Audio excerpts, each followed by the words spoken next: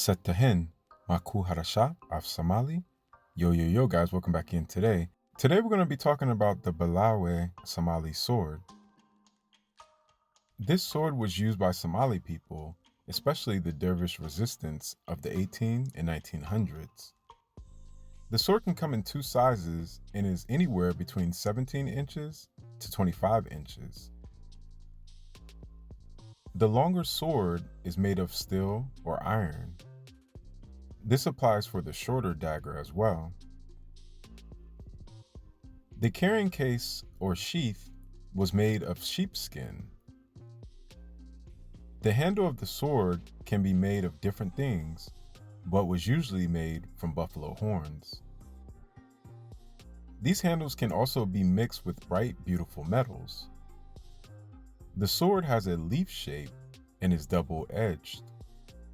It also features three-pronged pieces of metal on the bottom of the sword. This was used as another weapon as well, depending on the situation and enemy's position in close combat.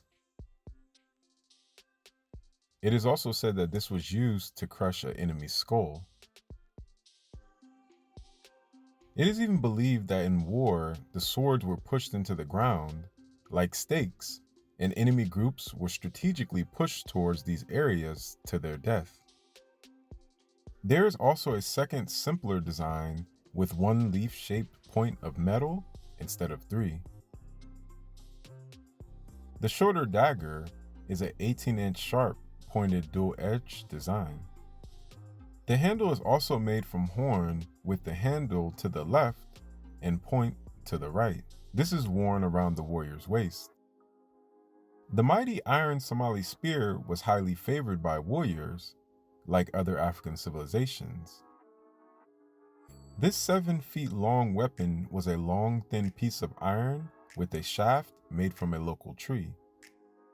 The shaft was dried, polished, greased with butter, and can be adorned with brass wire for looks. The best iron had to be used, and the rod strengthening technique had to be as precise as possible,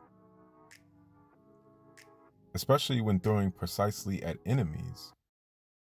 The iron is heated until it glows red hot, then rubbed on cow's horn and polished. The javelin was usually thrown at a shorter distance and was also deadly on horses. This iron spear, in the right hands, could also keep an enemy at a distance in a mid-range fight. It takes a lot of practice to master throwing this spear accurately.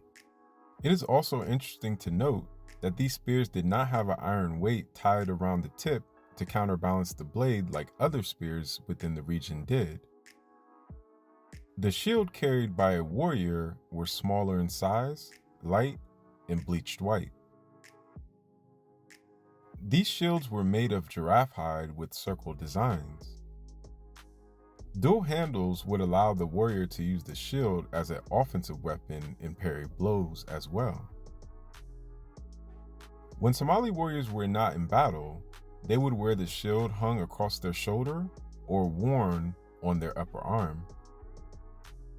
These shields were not much bigger than a dinner plate, but they were very, very strong. Somali regiments would do war dances that would simulate fights between two armed warriors surrounded by Somali warriors singing and chanting.